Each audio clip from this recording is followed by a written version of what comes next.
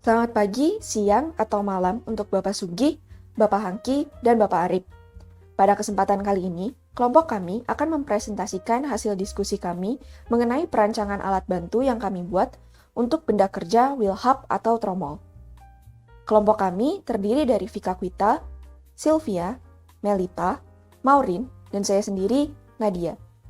Selanjutnya akan dibahas mengenai outline. Baik, selanjutnya terdapat 7 outline yang akan dibahas pada presentasi mengenai perancangan alat bantu ini. Yang pertama, terdapat deskripsi dari benda kerja yang terpilih. Kedua, proyeksi Amerika dari benda kerja. Yang ketiga, yaitu LRP atau lembar rencana proses. Yang keempat, merupakan proses tersulit. Yang kelima, yaitu Operation Process Chart atau OPC. Dan yang keenam, yaitu alat bantu. Kemudian yang terakhir atau yang ketujuh yaitu proyeksi Amerika dari alat bantu yang terpilih. Kemudian, pada deskripsi benda kerja akan dijelaskan mengenai benda kerja yang terpilih dari kelompok kami, di mana benda kerja tersebut adalah wheel hub atau tromol. Wheel hub atau tromol ini biasa disebut dengan tromol rem yang merupakan salah satu komponen pada roda motor. Tromol ini memiliki fungsi sebagai perantara dari putaran roda, sehingga cara kerja dari tromol ini akan mengikuti arah putaran roda sendiri. Selain menjadi perantara, tromol ini memiliki fungsi untuk mengurangi laju kendaraan, di mana seperti pada umumnya rem. Posisi tromol ini berada pada bagian belakang roda motor. Berikut merupakan gambar proyeksi Amerika dari benda kerja. Terdapat ukuran-ukuran dalam proyeksi Amerika dari benda kerja tersebut. Untuk ukuran diameter luar tromol adalah 150 mm dan diameter lubang dalam tromol adalah 40 mm dan 38 mm. Kemudian terdapat 12 buah lubang dengan diameter 6 mm. Untuk ketebalan dari tromol sendiri dibagi menjadi beberapa bagian, seperti pada gambar proyeksi Amerika. Ukuran tersebut terbagi menjadi 7 mm, 3 mm, dan 5 mm. Selanjutnya akan dibahas mengenai lembar rencana proses, di mana pada proses produksi tromol motor sendiri tercakup ada 7 buah proses produksi. Yang pertama ada measuring, kemudian ada turning, ada centering, drilling, counterboring, grinding, dan juga welding. Dan untuk rincian dari setiap prosesnya dapat dilihat pada LRP berikut ini. Untuk proses yang pertama yang dilakukan adalah measuring, di mana pada proses ini nantinya akan dilakukan pengukuran bahan mentahnya, kemudian dilakukan di workbench serta menggunakan tools meteran. Kemudian proses yang kedua adalah turning, di mana pada bagian turning ini nanti akan dibuat diameter luar badan tromol dan permukaan depan tromol. Dilaksanakan di drilling station dengan menggunakan tools dari drill bit. Kemudian untuk proses yang ketiga, di sini terdapat proses drilling, di mana nantinya akan dibuat lubang pada bagian tengah tromol motor ini. Dilaksanakan juga masih di drilling station dengan menggunakan tools drill bit. Dan untuk proses yang keempat, di sini terdapat proses counterboring, di mana di sini akan dilakukan pembuatan lubang yang telah dibuat pada proses drilling sebelumnya menjadi lebih besar. Hal ini juga dilakukan di drilling station dengan menggunakan drill bit. Kemudian proses yang kelima ada proses drilling kembali. Di sini bertujuan untuk pembuatan lubang pada sekitar lubang tengah benda kerja sebanyak 18 buah lubang. Masih dilakukan di drilling station juga dan dengan menggunakan mill bit. Kemudian untuk proses yang keenam, di sini ada proses grinding, di mana merupakan sebuah proses penghalusan permukaan benda kerja, dilakukan di grinding station dengan menggunakan grinding mesin. Dan untuk proses yang terakhir adalah proses welding, di mana di sini proses ini dilakukan untuk menyatukan bagian atas dan bawah dari tromol motor tersebut, dilakukan di grinding station juga. Jadi tadi tidak berpindah ya tempat kerjanya dari yang proses grinding dan welding ini. Dan tools yang digunakan di sini adalah menggunakan alat las. Selanjutnya akan dijelaskan mengenai OPC tromol. OPC tromol terdiri dari satu part. Part tersebut terdiri dari bahan mentah AS aluminium berdiameter 170 mm x 120 mm. Untuk proses yang pertama adalah measuring. Measuring dilakukan di workbench. Measuring ini dilakukan untuk mengukur benda kerja agar sesuai dengan yang telah didesain. Selanjutnya adalah proses turning. Turning ini dilakukan untuk mengikis benda kerja sesuai dengan desain yang telah dilakukan sebelumnya. sehingga akan didapatkan permukaan yang mengerucut pada dua sisi tromol. Dua sisi tersebut adalah sisi depan dan sisi belakang tromol. Hal ini dilakukan sebanyak 2 kali. Selanjutnya akan dilakukan centering. Centering ini menggunakan centering bit di drill station.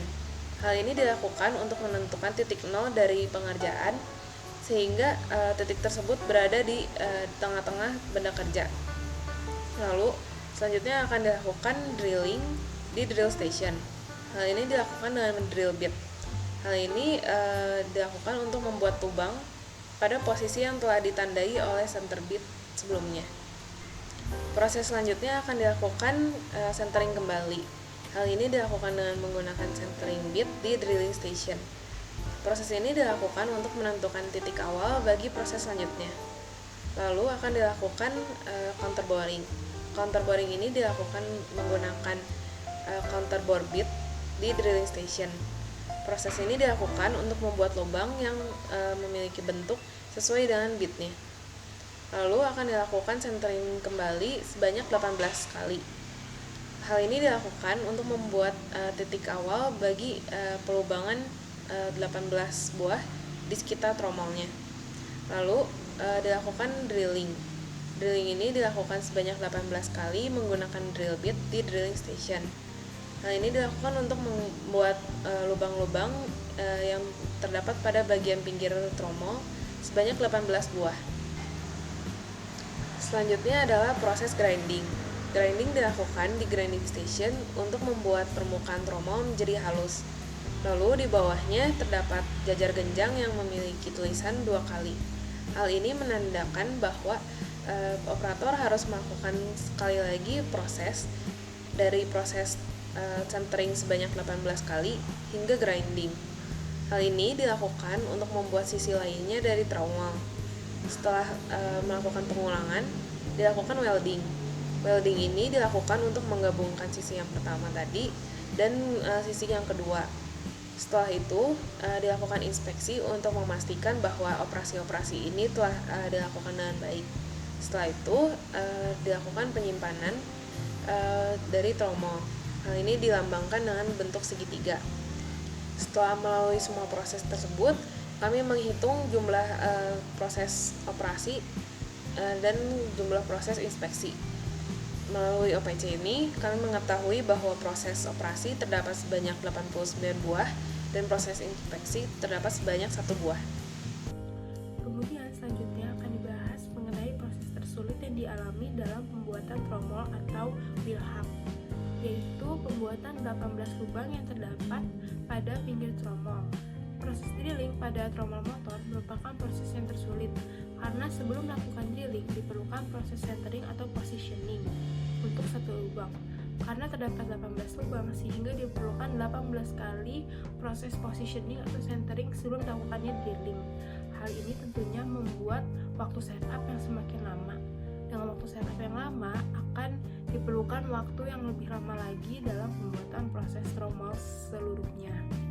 Selanjutnya, setelah diketahui bahwa proses tersulit dari pembuatan tromol ini merupakan proses pembuatan 18 buah lubang, maka akan dibuat suatu alat bantu untuk membantu agar proses pelubangan lebih efektif dan juga lebih efisien.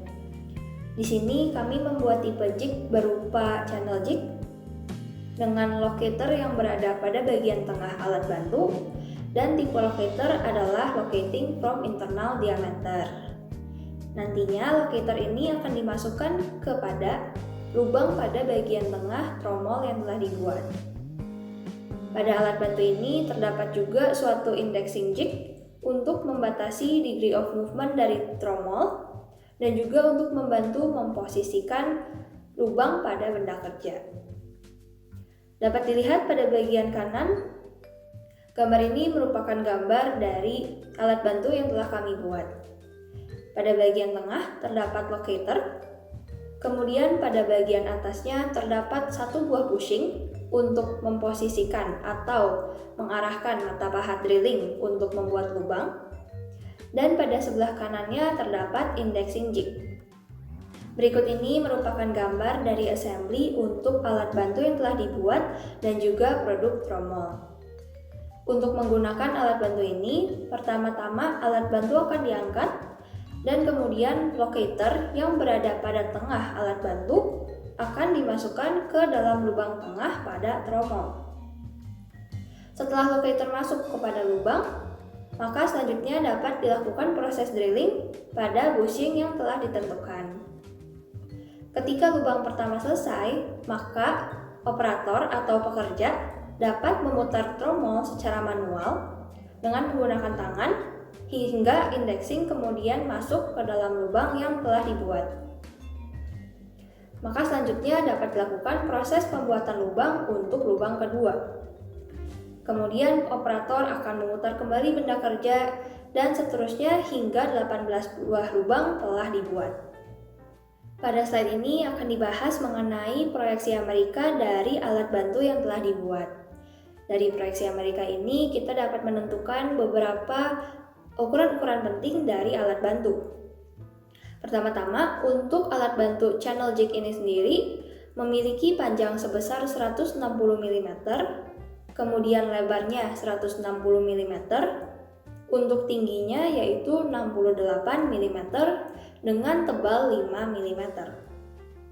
Selanjutnya, untuk locator yang digunakan memiliki diameter sebesar 38 mm.